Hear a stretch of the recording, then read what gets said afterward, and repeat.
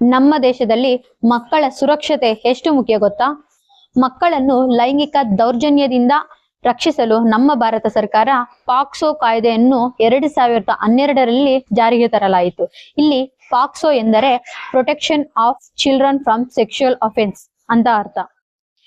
ಈ ಕಾನೂನಿನ ಉದ್ದೇಶ 18 ವರ್ಷಕ್ಕಿಂತ ಕಡಿಮೆ ವಯಸ್ಸಿನ ಮಕ್ಕಳನ್ನು ಲೈಂಗಿಕ ಅಪರಾಧಗಳಿಂದ ರಕ್ಷಿಸುವುದು. ಇಲ್ಲಿ ಮಕ್ಕಳೆಂದರೆ ಗಂಡು ಮಗು ಆಗಲಿ ಹೆಣ್ಣು ಮಗು ಆಗಲಿ ಇಬ್ಬರಿಗೂ ಪಾಕ್ಸೋ ಕಾಯ್ದೆ ರಕ್ಷಣೆ ಕೊಡುತ್ತದೆ.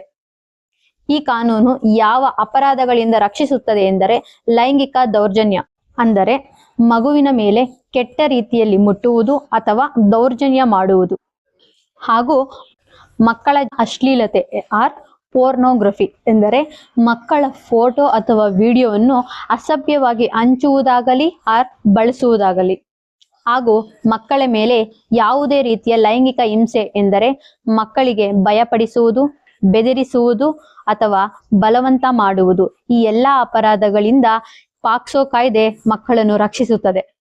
ಯಾರಾದರೂ ಮಕ್ಕಳಿಗೆ ಲೈಂಗಿಕ ಕಿರುಕುಳ ನೀಡಿದರೆ ಅವರಿಗೆ 3 ವರ್ಷ ಜೈಲು ಶಿಕ್ಷೆ ಹಾಗೂ ಲೈಂಗಿಕ ದೌರ್ಜನ್ಯ ಮಾಡಿದರೆ 3 ರಿಂದ 5 ವರ್ಷ ಜೈಲು ಶಿಕ್ಷೆ ಇರುತ್ತದೆ, ಹಾಗೂ ಗಂಭೀರ ದೌರ್ಜನ್ಯ ಮಾಡಿದರೆ ಕನಿಷ್ಠ 10 ವರ್ಷಗಳಿಂದ ಜೀವಾವಧಿ ಶಿಕ್ಷೆ ನೀಡಬಹುದು. 2019ರ ತಿದ್ದುಪಡಿಯ ನಂತರ ಅತ್ಯಂತ ಗಂಭೀರ ಪ್ರಕರಣಗಳಲ್ಲಿ ಮರಣಾವಧಿ ಕೂಡ ನೀಡಬಹುದು.